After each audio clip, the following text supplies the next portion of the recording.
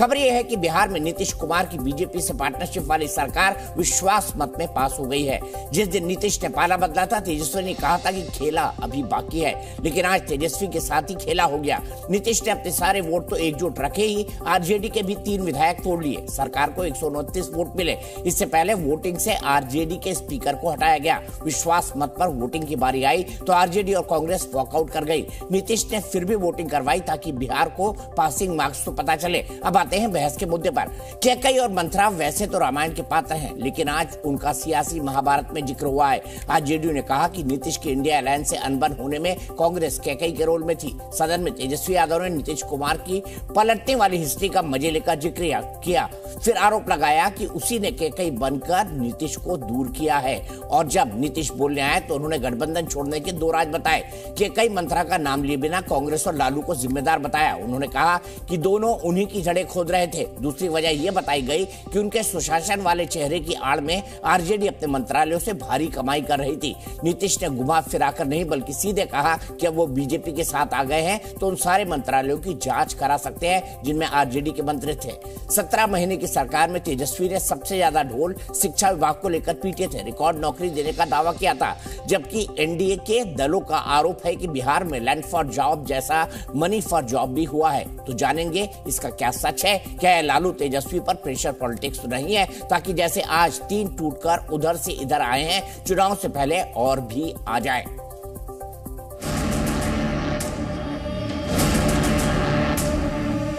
हमारे पहले इनके पिता को और इनकी माता को 15 साल तक काम करने का मौका मिला, तो क्या हुआ था बिहार में जी?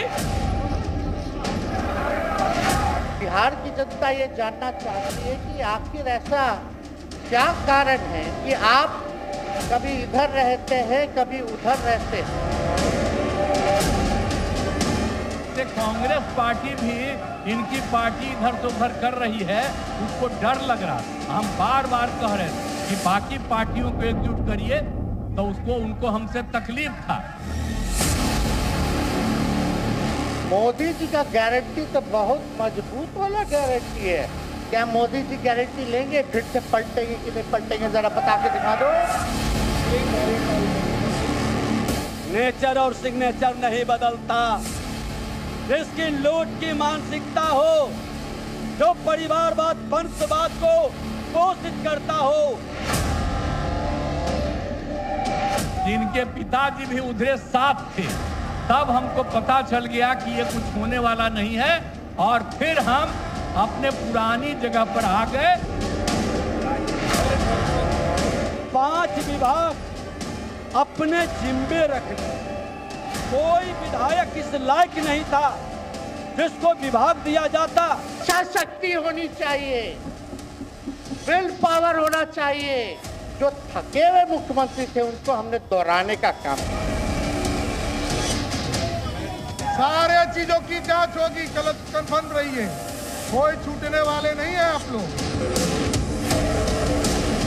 दशरथ तो नहीं चाहते थे राम वनवास जाए, लेकिन कैकई जरूर चाहती थी कि राम जो है वनवास चले जाए। कैकई को भी पहचानिए, कौन कौन कैकई बैठा हुआ है आपके साथ। दशरथ ने तो अपना वचन निभाया, लेकिन इस पूरे प्रकरण में कैकई कौन थी जिसने राम को वनवास दिया? उस कैकई की भी तलाश करनी चाहिए हम लोगों को, और वो कैकई थी कांग्रेस पार्टी। इन लोगों को इज्जत दिए हुए थे और हमको पता चला कि लोग कमा रहे हैं। कहां से पैसा आया, हम सबका जांच करवाएंगे।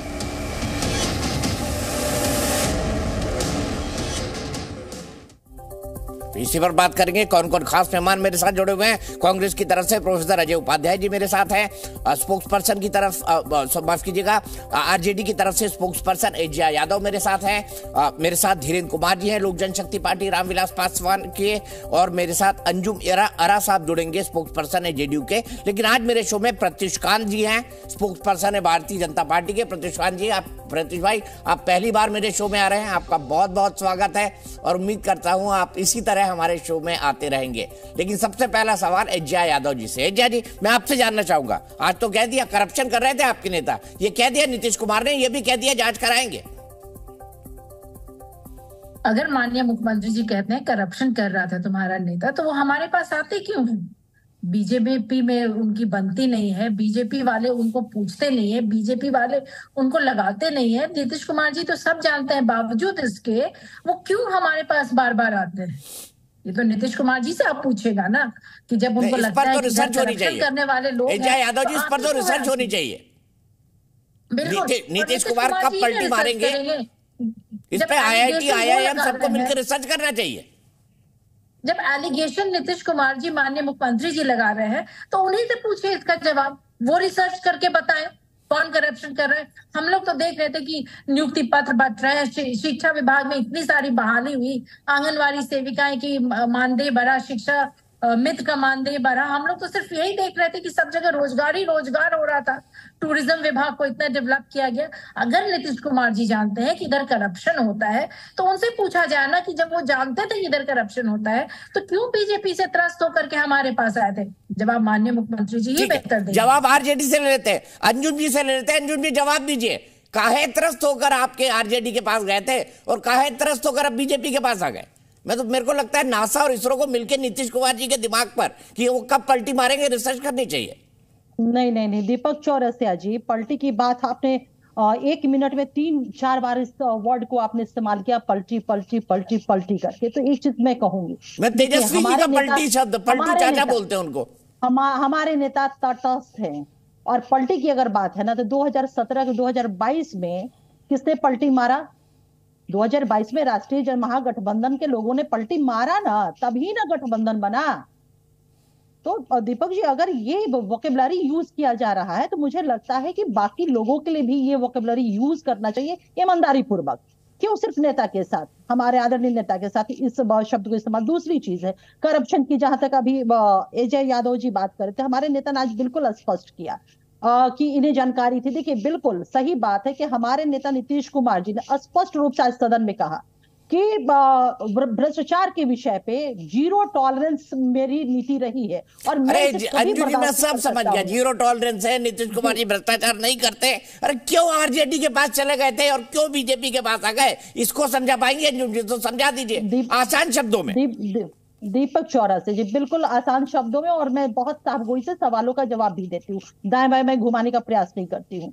क्यों हम लोग गए थे, ये बात हमारे राष्ट्रीय प्रवक्ता, हमारे नेता ने भी स्पष्ट किया है आप लोगों के समक्ष कि निश्चित रूप से भारतीय जनता पार्टी के साथ जब हम थे NDA में, तो शीर्ष नेतृत्व से हमारी कहीं कोई ग्रीवांसेस नहीं थी। और ये आप लोग भी जानो, वो सारी बातें पब्लिक डोमेन में, वो हमारी ग्रीवांसेस थी। और एक महागठबंधन में एक अंडरस्टैंडिंग बन रही थी कि हम देश में भाजपा के गैर भाजपा जितने भी पार्टी आए उनको हम एकजुट कर सके। हमने उसका ईमानदारी पूर्वक, हमारे नेता ने भागीरथी प्रयास भी किया, तमाम गठबंधन के लोगों को एकजुट भी किया। ममता दीदी कांग्रेस के नाम पे वो नाम सुनना नहीं चाहती थी। अरविंद केजरीवाल की क्या उनकी मनस्थिति कांग्रेस का नाम लेते होती थी, दीपक जी ये बताने की आवश्यकता नहीं है। लेकिन उसके बाद महागठबंधन या इंडिया गठबंधन के तमाम कांग्रेस और राष्ट्रीय जनता दल के लोगों ने किस तरह से किया, ये भी पब्लिक डोमेन में है दीपक चौरसिया जी, वो भी हमको बताने की जरूरत नहीं है।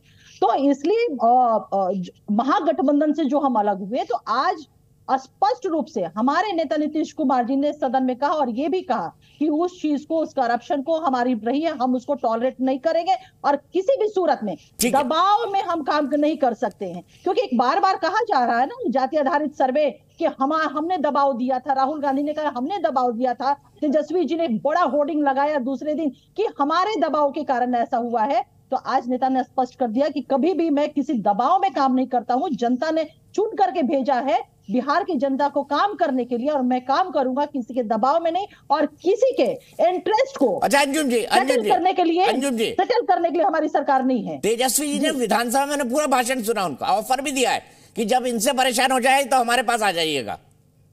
ठीक है, हम समझ सकते हैं कि आज उनकी बातों की चले जाइएगा कभी, पता नहीं 3 महीने बाद क्या हो। नहीं समझा जा सकता उनकी मनस्थिति को। खेला कर रहे थे ना, 10 दिनों 15 दिनों से खेला कर रहे थे, और आज आपने देखा कि मैदान छोड़ करके वो चले गए। अब हटा दीजिए खिलाड़ी की भूमिका, दर्शक की भी भूमिका वहां पे नहीं थी। इसलिए तेजस्वी यादव जी आज, चलिए मैं अजय उपाध्याय की पास चलता हूं। अजय उपाध्याय जी, अब अपनी भूमिका तय करिए, आप केकई है मंथरा? पहले तो नीतीश कुमार जी को बहुत बहुत हार्दिक शुभकामना। पलटने के बावजूद जो है मुख्यमंत्री बने, पलटने का पेटेंट तो है, सही कहा आपने। और दीपक भाई, पैसा खर्च करिए नीतीश कुमार जी पे रिसर्च करवाइए कि उनका दिमाग कैसे चलता है, कब किसके साथ जाते हो। मैं अभी कुछ आईआईएम में, नासा, आईआईटी, जोड़िया जी, उपाध्याय जी, रिसर्च करवाइए। दीपक भाई, ये सोशल साइंस का भी एक रिसर्च का बिंदु है। और मैं अपना एक स्टूडेंट पीएचडी में कराता हूं, तो एक स्टूडेंट को मैं इनरोल्ड कर रहा हूं कि पॉलिटिकल साइंस का स्टूडेंट इसको कैसे, कि पलटने का पेटेंट कैसे हो सकता है नीतीश कुमार जी के साथ, इस पर एक रिसर्च का मैं बिंदु अभी डाल रहा हूं। हो सकता है जल्द उस पर काम शुरू हो जाए। जहां तक बात उन्होंने केकई और मंथरा की कही है, मैं तो कहता हूं कि विभीषण कौन इस देश में, शकुनी मामा के भूमिका में कौन आया इस देश में, पूरा देश देखा। जनता के भरोसे को कैसे तोड़ने का काम, बिहार के लोगों के साथ कैसे वादा खिलाफी का काम, किस तरह एकजुट इंडिया करने के नाम पे धोखा देने का काम, और अंत में आप एकजुट नहीं हुए, इसलिए मैं टूट गया, इसलिए मैं लूट गया। ये नीतीश कुमार जी, ये आपकी ये आपकी राजनीतिक संस्कृति इस देश को रूठ गया। हाँ। और फाइनली जो है पलट गया। ये क्या है? ये कौन सा नाटक ड्रामा कर रहे हैं? तो अच्छा हुआ दीपक भाई कि ऐसे विभीषण को या ऐसे मामा को हम पहचान लिए समय पर, नहीं तो ये तो संयोजक बनकर भाग जाते। ये तो ऐसे लोग थे, ये आए थे मिली भगत पहले से ही थी। और हमारे नेता ये बात समझ रहे थे कि ये भाजपा और आरएसएस के गोद में ही बैठने वाले लोग हैं, ये पहले से मिले हुए हैं, ये दिखावा करके आए। उपाध्याय जी बहुत देर कर दी। अब तो प्रत्युष जी मजे ले रहे हैं। प्रत्युष जी बता दीजिए, हम तो पहचानते थे, इसीलिए इनको नहीं हटाया। आते नहीं दीपक भाई, हमने जो है पहले से हम पहचानते थे, इनके तासीर से हम लोग वाकिफ हैं कि ये कर क्या सकते हैं और करते क्या है। ये बोलते कुछ है, करते कुछ है। वो पेट में दांत वाला जो एक कंसेप्ट है वो सही में इनके पास है। और ये समय पर कैसे पलट सकते हैं, कैसे धोखा दे सकते हैं, इससे ज्यादा आप कुछ कहने की जरूरत नहीं है। ठीक है, नीतीश कुमार जी का पर्यायवाची ही है धोखा देना, इस रोल में आना। मैं व्यक्तिगत तौर पे उन पे कोई आक्षेप नहीं लगाऊंगा, मतलब लेकिन देश देख रहा है और बिहार की जनता धोखेबाज कुमार है, ये कह रहे हैं आप वो नीतीश। देखिए प्रत्युष जी, आपके सहयोगी को क्या कहना उचित नहीं है। धोखेबाज कुमार कह रहे हैं। एज में सीनियर है, मेरा ये कहना, एज में सीनियर है, ये बात मैं नहीं कहूंगा। हाँ जरूर है कि कई मंत्रणा की बात जो उन्होंने की है, तो उनको जरूर आत्मावलोचन करना चाहिए कि विभीषण और मामा शकुनी कौन है इनके। प्रत्युष जी आपका जवाब। दीपक भाई, आप हमारे देश के one of the senior most editors हो, सब बीट कवर किया आपने। आपको पता है कि बीजेपी का आइडियोलॉजी बेस्ड पार्टी है। हम लोग 7 इलेक्शन लड़े थे। आप जानते हो कि बीजेपी के लिए क्या इंपॉर्टेंट है? कि बिहार का डेवलपमेंट हो, महिलाएं हों, फार्मर्स हों, यूथ हो, गरीब हों, सब आगे बढ़े। आज बीजेपी और जेडीयू साथ आके बिहार में अब वापस विकास की ओर हो जाएगा। वो ये बात तो तय हो गया। और बीजेपी की आइडियोलॉजी से बिल्कुल मैच करता है ये कि हमको डेवलपमेंट देखना है। यहाँ पे नीतीश कुमार जी का जो वहाँ हाल हो गया था, जैसे आज खुद भी बेचारे बोल रहे थे कि इतनी भ्रष्टाचार, चोरी, और मैं तो दीपक जी आप जानते हो बिहार से आता हूँ, फिर वही हाल हो गया था वहाँ पे। आप रात में बाहर नहीं निकल सकते थे, फिर गुंडा सब वापस शहर में आ गया था। तो जिस उम्मीद से पब्लिक ने जेडीयू और बीजेपी को पहले वोट दिया था, वो उम्मीद टूट रही थी। और भाजपा का क्लियर इसमें है कि भाई हर हिंदुस्तान के हर कोने में हर आदमी का डेवलपमेंट होना चाहिए। तो आप बताओ इससे बेटर और क्या हो सकता था? और जेडीयू और इनका अलायंस तो बिल्कुल अननेचुरल अलायंस था। नीतीश कुमार खड़ा कैसे हुए दीपक भाई? आप तो इतने अच्छे से जानते हो, एंटी आरजेडी से खड़ा हुए थे। पूरी पार्टी ही निकली थी 15 साल का इनका लड़ाई के। और बीजेपी की आइडियोलॉजी वही थी कि भाई लालू और रबड़ी जी से बचाना है हमको बिहार को। तो इतना अननेचुरल सब कुछ हो रहा था। और कहीं ना कहीं नीतीश कुमार जी बड़े ईमानदार हैं। वो ये चोरी को देख रहे थे, बढ़ती गुंडागर्दी को देख रहे थे। तो आज जो कुछ भी हुआ है, ऑन ए सीरियस नोट, ये बिहार के लिए बहुत जरूरी था। और आई एम श्योर कि जो हमारी सीनियर लीडरशिप है, आज बिहार का हर जनता है, वापस वो लोग इस बात की खुशी मना रहे हैं कि फिर से विकास, सबका साथ, सबका न्याय, सब कुछ होगा वापस बिहार के अंदर में। तो ये बिहार के लिए बहुत ज़रूरी था। इस तरह से गुंडागर्दी फैल रही थी कि आप सोच नहीं सकते हो। कोई डेवलपमेंट प्रोजेक्ट्स नहीं हो रहे थे। आज एक चीज़ है कि नीतीश कुमार जी को भी समझ में आया कि भाई देखिए नरेंद्र मोदी जी के अंदर में इतना डेवलपमेंट हो रहा है, इतने सारे नेशनल स्कीम्स हैं, आप लोगों को फ्री बल्ब दे रहे हो, आयुष्मान हो रहा है, टॉयलेट्स बन रही हैं, रोड्स बन रहे हैं, बिजली आ रही है, तो डेवलपमेंट तो सब चाहते हैं ना। और आज जब ये दोनों साथ आ गए हैं और इतनी भारी मतों से जीते हैं, आरजेडी के लोग भाग रहे हैं छोड़ के, और भी भागेंगे, बिकॉज पता है कि पब्लिक अब डेवलपमेंट को वोट देती है। और बिहार के लिए आप तो दीपक भाई मुझे याद है कितना कवर किए हो बिहार को आप, वहां तो कास्ट रिडन पॉलिटिक्स थी बिल्कुल।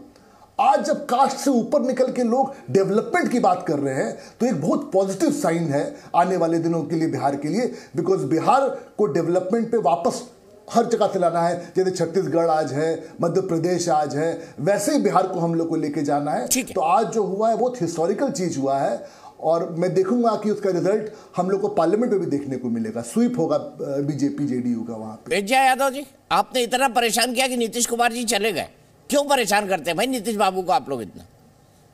नीतीश बाबू माननीय मुख्यमंत्री जी वो खुद ही परेशान रहते हैं। बीजेपी में रहते हैं तो आरजेडी गठबंधन में आने के लिए परेशान रहते हैं, आज आरजेडी में रहते हैं तो वो बीजेपी में जाने के लिए परेशान रहते हैं।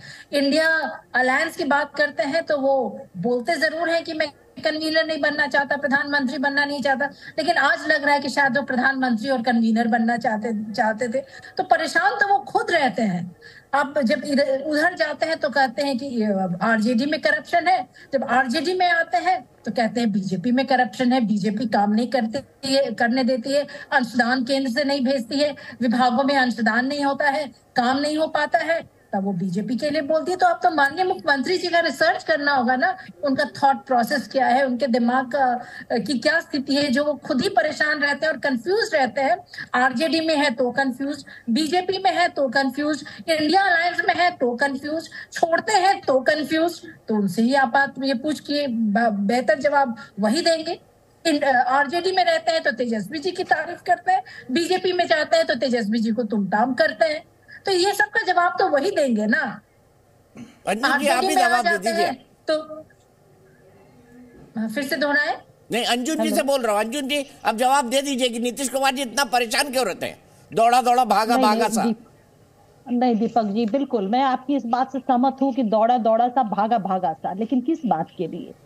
बिहार के विकास के लिए, बिहार के गठबंधन बनाने के लिए, विकास के लिए नहीं। कोई भी गठबंधन दीपक जी, इस चीज से आप भी डिनाई नहीं कर सकते हैं कि नीतीश कुमार जी की व्यक्तिगत महत्वाकांक्षा क्या है।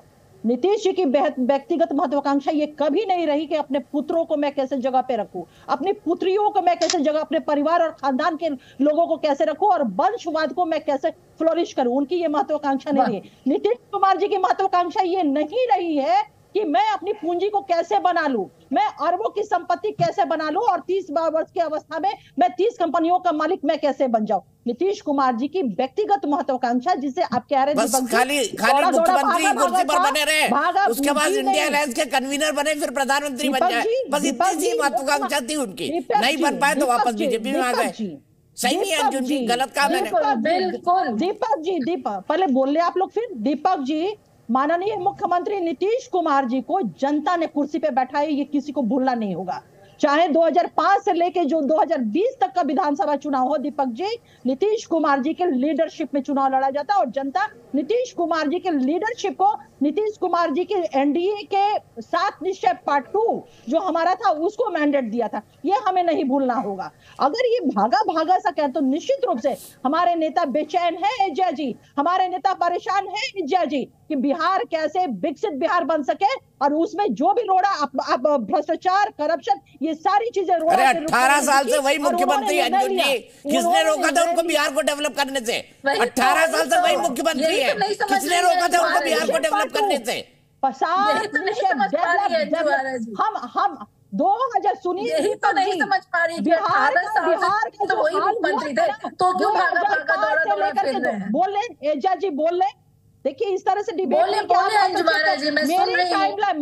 मेरे टाइमलाइन में आप हस्तक्षेप न करें, मैं पूरा मौका हम लोग आपको सुन रहे हैं। ऐसा नहीं कि आप बहुत ठीक है, बोले पॉइंट पे बोले, मुद्दे पे बोले अंजुम जी।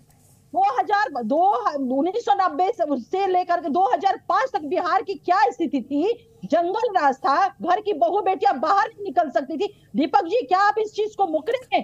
अरे तो जंगल राज वालों से 2015 में आपने क्यों हाथ मिला लिया? अरे जंगल राज वालों से 2015 में क्यों हाथ मिला लिया? फिर 2020 में मिला लिया, 21 में मिला लिया।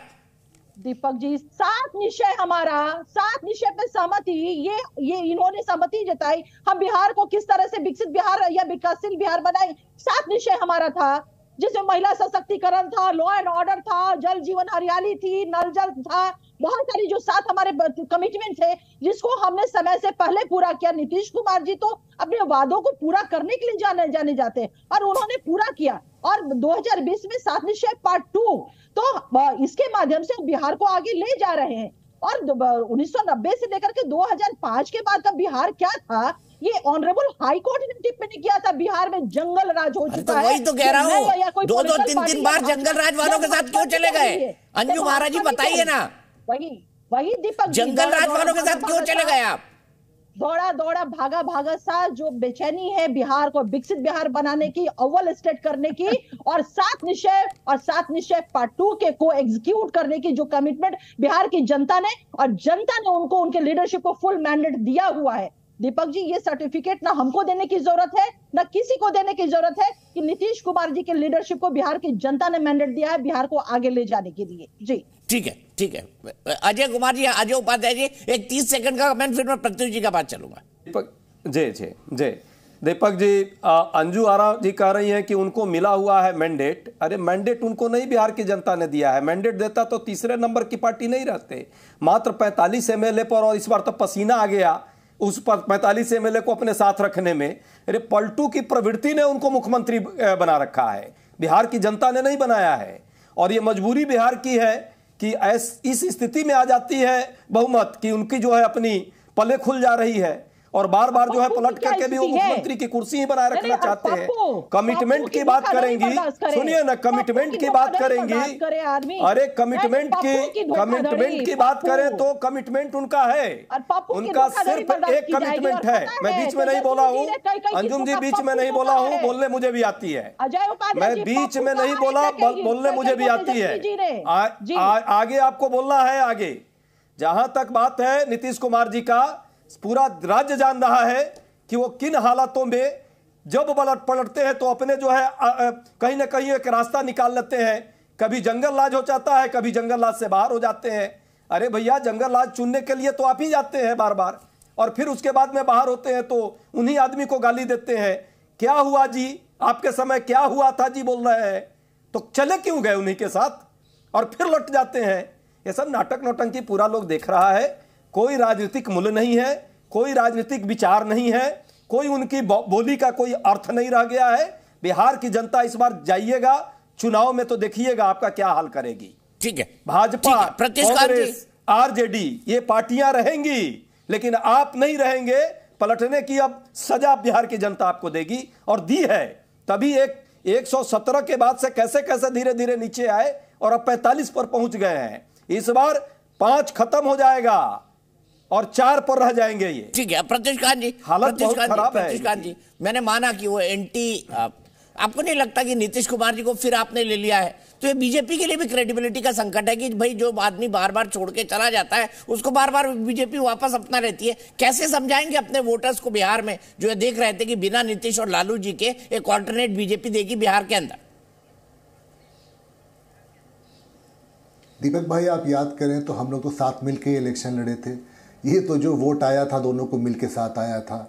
और नरेंद्र मोदी जी ने फ्लोर ऑफ द हाउस पे भी बोला, अभी आपने भी सुना होगा, कि हमारे लिए हिंदुस्तान का हर आदमी, हर पिछड़ा, हर गरीब, उसको हमें ऊपर लाना है। और भाजपा की आइडियोलॉजी तो बदलती नहीं ना है। आप आइए, कोई आए, उसको पता है कि भाजपा की आइडियोलॉजी है। आप हमारे आइडियोलॉजी के साथ हैं, आप हमारे डेवलपमेंट की स्कीम में हमारे साथ हैं। हमको बिहार को बचाना था, बिहार की जो हाल हो रखी थी उसको बचाना था हम लोगों को। और हमें दिमाग में ये बात तो हमारे है ही है कि जब इसका जब वोटिंग हुआ था, जब बिहार की जनता ने भारी मात्रा में वोट देके हमें जितवाया था, तो हम तो साथी थे उस समय में ना। तो इसीलिए डेवलपमेंट से, विकास से बड़ा कुछ नहीं है। आप जितना दिन बिहार को छोड़ रहे थे इस चोरी में, इन जो करप्शन वहां पे थी, जो गुंडागर्दी हो रही थी, बिहार के जनता के साथ वो बहुत गलत हो रहा था। और नरेंद्र मोदी सरकार जो है वो हिंदुस्तान के किसी भी कोने में, वो नॉर्थ ईस्ट हो, साउथ हो, कहीं भी हो, जो पिछड़ा है, गरीब है, जो नहीं आगे जा रहा, उसके साथ खड़ा हुआ है। सबका साथ, सबका विकास, सबका विश्वास, ये तो हम लोगों का नारा है, इसको हम लोग मानते हैं। आप हमारा बड़ा पिक्चर देखिए ना, छोटा पिक्चर मत देखिए। इतना बड़ा स्टेट है बिहार, करोड़ों लोग वहां पे हैं, आप कैसे छोड़ दीजिएगा उनको? तेजस्वी जी लोग, जो सारे लोग बेल पे बाहर घूम रहे हैं, हर मिनिस्ट्री में जो करप्शन हो रही थी, आज नीतीश जी ने भी बोला फ्लोर ऑफ द हाउस पे खड़ा होके कि मैं सारा चेक करवाऊंगा कहां कहां चोरियां हुई हैं। भाई बिहार के जनता को बचाना था, इन लोगों ने हमें वोट दिया है, इतने भारी मात्रा में वोट दिया है, नरेंद्र मोदी पे उनको विश्वास है। और हमारी आइडियोलॉजी तो बदल नहीं रही है किसी के लिए। किसी भी स्टेट में जो हमारे साथ आता है, इतने लोग छोड़ के आते हैं, बहुत लोग आना चाहते हैं बीजेपी के अंदर में, हम तो बताते हैं कि भाई हम तो वैसे ही हैं, अगर आपको मंजूर है तो आपका स्वागत है, नहीं तो भाई ठीक है। तो आपको दीपक जी बड़ा पिक्चर देखना पड़ेगा इसमें। मैं सब अपने सारे पैनलिस्ट को सुन रहा था, सब अपना साइड बोल रहे थे, बट एक पॉइंट सब मिस कर रहे हैं कि सबसे बड़ा जो खुशी की बात है, ये सबसे इंपॉर्टेंट चीज है, वो बिहार की जनता है। और आज बिहार की जनता को जस्टिस मिला है, जिसको लोगों ने डे 1 वोट किया था, वो फिर साथ आ गए हैं और बिहार फिर विकास के रास्ते पे जाएगा। जो भी 15, 16, 17 महीने में जो नुकसान हुए हैं उसको भरपूर पूरा किया जाएगा। हमारे बीजेपी के मंत्री, जेडीयू के मंत्री मिलकर काम करेंगे बिहार के लिए, ये बहुत इंपॉर्टेंट है हमारे लिए। ठीक है जय जी, क्या कहेंगी? प्रत्युष कांत जी कह रहे हैं हम तो वैसे ही हैं, नीतीश खुद गए थे अपनी मर्जी से, नीतीश खुद अपनी मर्जी से आ गए।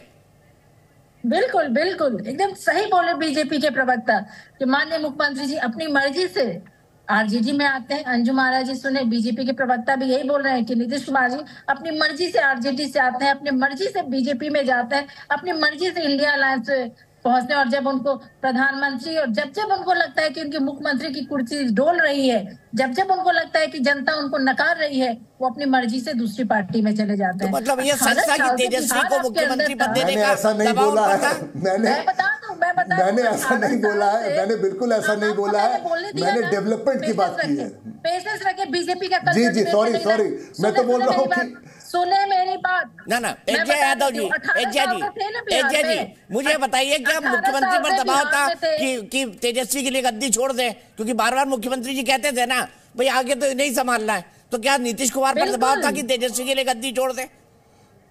बिल्कुल, माननीय मुख्यमंत्री जी खुद चल करके आए थे लालू प्रसाद यादव जी के पास कि बीजेपी मुझे खत्म कर देना चाहती है, अपने शरण में ले लो।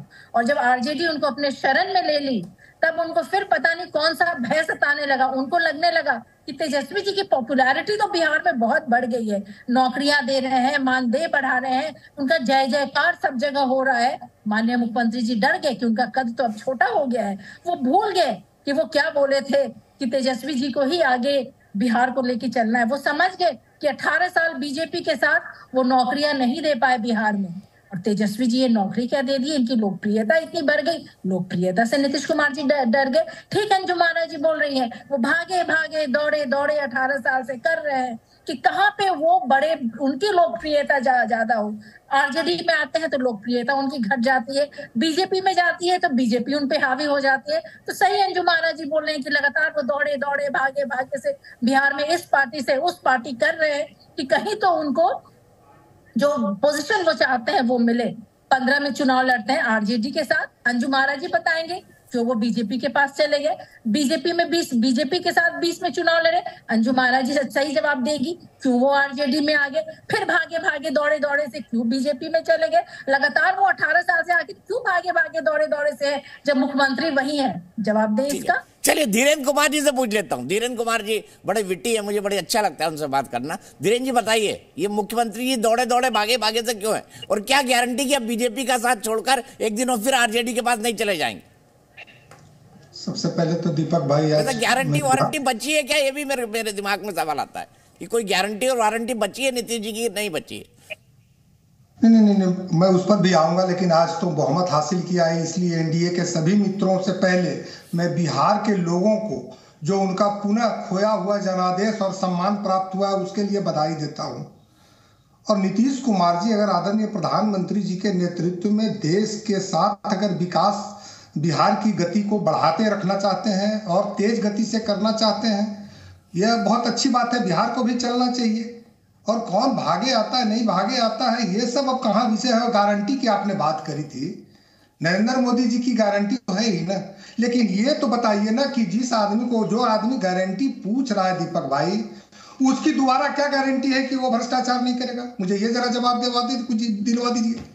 दोबारा उनको मौका दिया गया। आप भी जानते होंगे कि चंबल में डाकुओं को मुख्य धारा से जोड़ने के लिए कई बार सरकारों ने प्रयास किए कि मुख्य धारा, चाहे मलखान सिंह हो, मुहर सिंह हो, चाहे जो भी लोग हों, कि मुख्य धारा में आ जाए। लेकिन पुनः अगर वो वही वृत्ति करते तो उनके साथ कौन सरकार साथ देती? तेजस्वी को डाकू कह रहे हैं आप, लालू यादव परिवार को डाकू कह रहे हैं?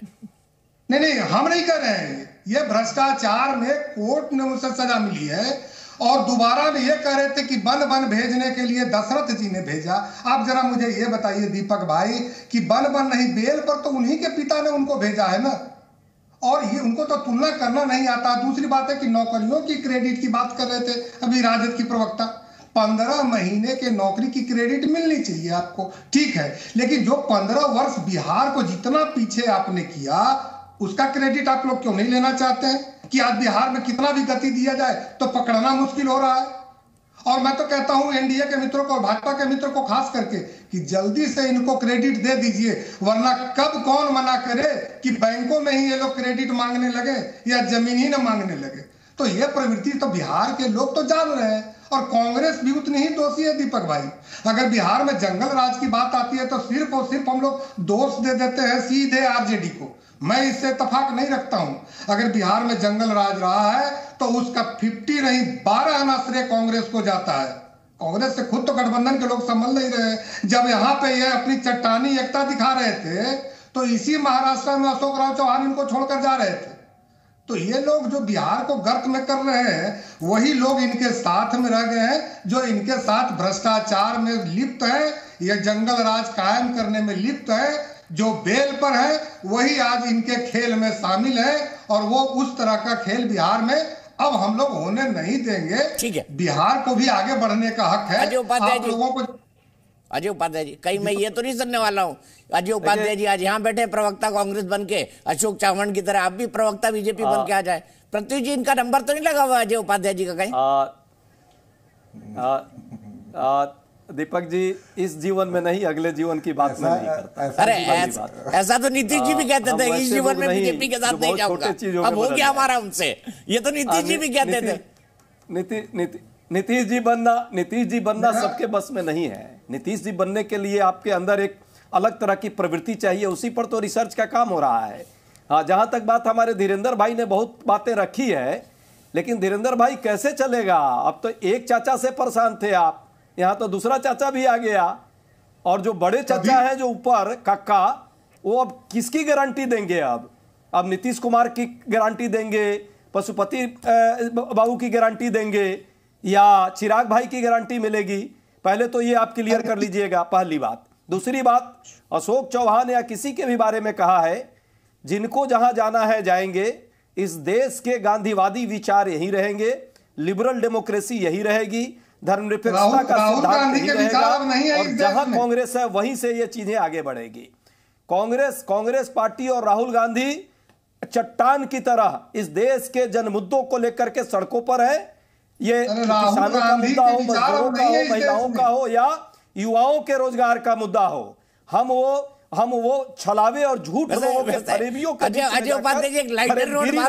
काम करते हैं जो इस देश में हो रहा है। एक लाइटर नोट बात करना चाहूंगा। बेरोजगारी तो है देश में, खासतौर से विपक्ष वालों को नंबर ही नहीं लग रहा है रोजगार का उनका। लगता है तो नीतीश कुमार जी आ जाते हैं, फिर से बीजेपी के बाद चले जाते हैं। बेरोजगारी तो है, बहुत ज्यादा बेरोजगारी है। नीतीश कुमार जी, विपक्ष के सब नेता बेरोजगार है। दीपक भाई, नीतीश कुमार जी को मुबारक हो ऐसा रोजगार, जिस रोजगार में ना कोई विचार हो, ना कोई संस्कृति हो, ना कोई मान हो, ना कोई मर्यादा हो, और ना कोई सम्मान हो। इससे तो अच्छा है कि आदमी बेरोजगार रहे, लेकिन ऐसे अपमानित होकर के कभी यहाँ कभी वहां, कभी इस डाल पर कभी उस डाल पर, ये गिरने से अच्छा है। और मुझे तो लगता है कि लाइटर मोड पर जरूर आपने कही है, लेकिन बड़ा सीरियस बात आपने कहा है। बिहार की जनता कितना ठगा हुआ महसूस करती है आज। एक अच्छे नेता मानते थे हम लोग, नीतीश कुमार जी जब शुरुआत किए थे, ठीक बात है, वो आरजेडी के विरुद्ध में ही चुनाव लड़े, उन्होंने एक राजनीतिक अपनी पहचान बनाई और यहां तक आए। लेकिन जिस तरह से वो लगातार मैं एक बात बड़े ऑनेस्टली कहना चाहता हूं, 2000 से मैं उनको जेपी होना चाहिए, 2000 से मैं बिहार का हर चुनाव कवर कर रहा हूं, है ना। उन्होंने सिर्फ 2005 से 2010 तक काम किया। 2010 और 2011 के बाद वो यही सोचते रह गए कि वो किसके साथ जाए और किसके साथ नहीं जाए। उनकी पूरी राजनीति इसी में रह गई। क्यों अंजू महाराज जी कुछ गलत कहा मैंने? 2010 के बाद वो यही सोचते रहे, मैं आरजेडी में जाऊं, अब मैं बीजेपी में जाऊं, अब मैं आरजेडी में जाऊं, अब मैं बीजेपी में जाऊं। अंजू महाराज जी, इसीलिए बिहार का 18 साल से ये हाल है। सच बात। अभी दीपक भाई अभी उपाध्याय जी बोल रहे थे नैतिकता और किस किस चीज की बात, 2-3 बात वो मिस कर गए।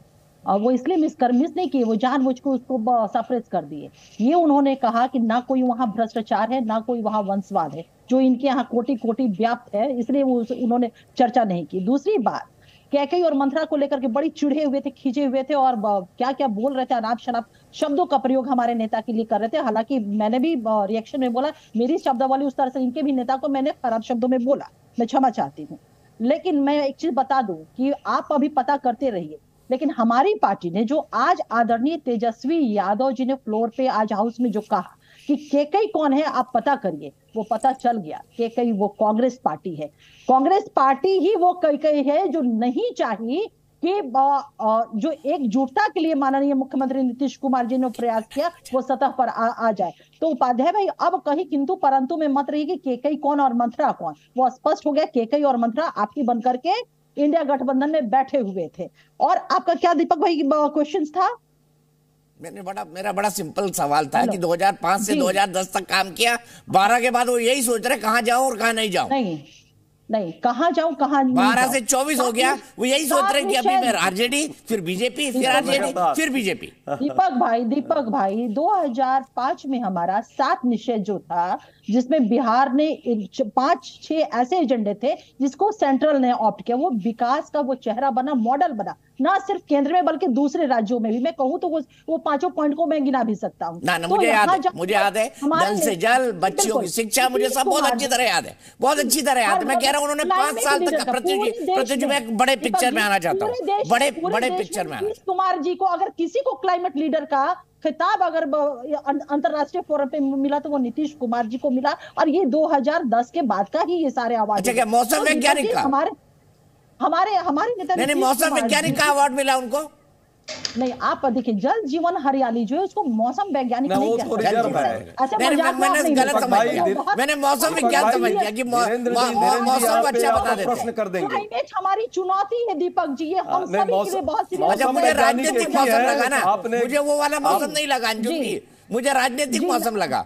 नहीं सही अवार्ड तो सही दिया उनको, ये मैं मानता हूँ, अवार्ड सही मिला नीतीश जी को। जल जीवन हरियाली वो बहुत सीरियस पूरे विश्व के लिए। सही है। आज पूरा विश्व जो है कम से कम जेडीयू कैंप में तो हरियाली है, हमेशा हरियाली। कुमार जी को सिर्फ उन्हीं मतलब नीतीश कुमार जी को ये इंटरनेशनल फोरम पे ये मिला, तो ये सब 2010 नहीं, सही अवार्ड सही मिला, बिल्कुल सही अवार्ड मिला उनको। ये सवाल सही अवार्ड, सही अवार्ड मिला ना नीतीश जी को। मैं एक बात पूछती हूँ, माननीय मुख्यमंत्री जी को जब उधर रहने से अवार्ड मिलता है तो इधर क्यों आ जाते हैं आरजेडी की तरफ? उन्हें तो बीजेपी की इज्जत करनी चाहिए, बीजेपी का पूजा करना चाहिए। जब बीजेपी के साथ रहते हैं अवार्ड मिलता है तो बीजेपी को क्यों धोखा देते हैं माननीय मुख्यमंत्री जी? बता दीजिए, एक लाइन में बताइए, मुझे प्रत्युष जी के पास जाना है। नहीं, एक चीज ये बताइए कि इधर उधर की बात कर रही हैं, बिना इनके इधर उधर हुए कोई बात बनती है क्या? आप एक तरफा सही इधर उधर से बात तो एजिया जी जवाब देना, एजिया जी जवाब दे। इधर उधर क्यों? नीतीश कुमार जी तटस्थ है, जवाब देना आप इधर उधर होते ये बताइए क्या? ठीक है, प्रत्युष जी, आपका कंक्लूडिंग कमेंट क्या समझा जाए इस राजनीति को, और देश की जनता इस राजनीति को कैसे समझे? मैंने माना बीजेपी अपनी आइडियोलॉजी पर खड़ी है, बीजेपी अपनी आइडियोलॉजी पर अड़ी है, लेकिन आने वाले अपने उन बिहार के लोगों को जिनको लगता था कि एक लालू और नीतीश मुक्त शासन होगा, उनको क्या कहेंगे? नहीं दीपक भाई, हम लोग तो साथ ही वोट मांग के आए थे ना। ये जो आप सीट देख रहे हो तो साथ ही मिला था, बीच में डेविएशन हो गया था थोड़ा सा, उससे ग्रोथ भी बिहार का जो था वो बिल्कुल रुक गया था। अब हम लोग वापस आ गए और आज देखते आज मुख्यमंत्री जी कितना खुश थे कितने चेहरे पे उनकी राहत थी। वो देखे कि तेजस्वी लोग जो है, जितने लड़के वड़के हैं वहाँ पे किस तरह की पॉलिटिक्स कर रहे थे। और सबसे बड़ी बात है, मैं तब से सुन रहा था बैठ के पैनल पे, लोग बता रहे हैं कि नीतीश कुमार डर गए तेजस्वी से, ये हो गए। तेजस्वी जी 9th क्लास तक पढ़े हैं, नीतीश कुमार जी पॉलिटिक्स के PhD हैं, वो क्या डरेंगे छोटे छोटे बच्चों से। वो बहुत हार्डकोर पॉलिटिशियन है। और लालू राज का 9th fail, sorry I stand corrected, वो दीपक भाई बहुत हार्डकोर पॉलिटिशियन है, उनको बिहार का पता है। वो लालू उस राज में लड़ के आए हैं कांग्रेस और RJD से, जब उन लोग की वहां पे तूती बोलती थी और भयंकर गुंडों का राज होता था, उससे लड़के निकले हुए हैं। नीतीश कुमार कोई थोड़ी बिहार को नहीं समझते हैं कि तेजस्वी खड़ा होकर उनको डायलॉग दे रहा है और तेजस्वी उनको बोले कि उसके वो डर गए। बहुत बड़ा एक औरा किए हैं और अपने को बहुत सालों से उन्होंने अपने पॉलिटिक्स को सजाया है, संवारा है। और आज भाजपा का तो बड़ी क्लियर लाइन है कि जो डेवलपमेंट के साथ है हम उसके साथ हैं, जो हमारे साथ जुड़ेगा वो डेवलपमेंट के रास्ते पे चढ़ेगा। आपने कभी नहीं सुना होगा हम इलेक्शन जीते हारे, आपने कभी नहीं सुना होगा कि हम लोग कास्ट की बात कर रहे हैं, हम लोग परिवारवाद की बात कर रहे हैं। ये जितने पार्टी जो हैं ये सब फैमिली ओरिएंटेड पार्टीज हैं, वो चाहे समाजवादी हो यूपी में, RJD हो यहाँ पे, साउथ के कुछ पार्टीज हों, ये चाहे ममता बनर्जी अब हो गई है वेस्ट बंगाल में। पारिवारिक पॉलिटिक्स का अब एंड हो रहा है। जो नया जनरेशन है जो इतना सोशल मीडिया से इतना इन्फ्लुएंस्ड है, जिसको नॉलेज बेस इतना हाई हो रहा है और देख रहा है कि भारत 11वीं इकॉनमी से आज 5वीं इकॉनमी में आ गई है और मोदी जी ने गारंटी दिया है कि 3rd टर्म में 3rd इकॉनमी हो जाएगी। इकॉनमी ऐसे थोड़ी बन जाती है दीपक भाई, उसके लिए तो ओवरऑल ग्रोथ होता है ना। वो ग्रोथ कैसे आएगा? सबको साथ लेके चलने में आएगा। बिहार इतना बड़ा स्टेट है, इतना रिसोर्सेज है वहां पे, आप कैसे बिहार को छोड़ दोगे ऐसे कि गुंडे गुंडे वहां राज करते रहे, डेवलपमेंट नहीं हो? अगर भारत को टॉप 3 वर्ल्ड इकॉनमी बनना है तो हमें सबको साथ लेके चलना पड़ेगा ना। और बिहार में पोटेंशियल है। आज आप ब्यूरोक्रेसी देखो, जर्नलिज्म देखो, राइटर्स, फिल्म डायरेक्टर्स, आर्टिस्ट, कौन सा फील्ड है जहां बिहार नहीं है? और इतना पीछा हो रखा है क्योंकि बिहार का जब डेवलपमेंट शुरू होता है एक रोड ब्लॉक आ जाता है, उसको धक्का लग जाता है, फिर बिहार खड़ा होता है, आगे निकलता है। इस बार मैं आपके व्यूअर्स को इस बात का टोटल गारंटी दे सकता हूं कि बिहार डेवलपमेंट के रास्ते पे निकल गया है, इसीलिए पार्लियामेंट में हम स्वीप करेंगे बिहार। ठीक है, बहुत बहुत शुक्रिया आप तमाम लोगों का।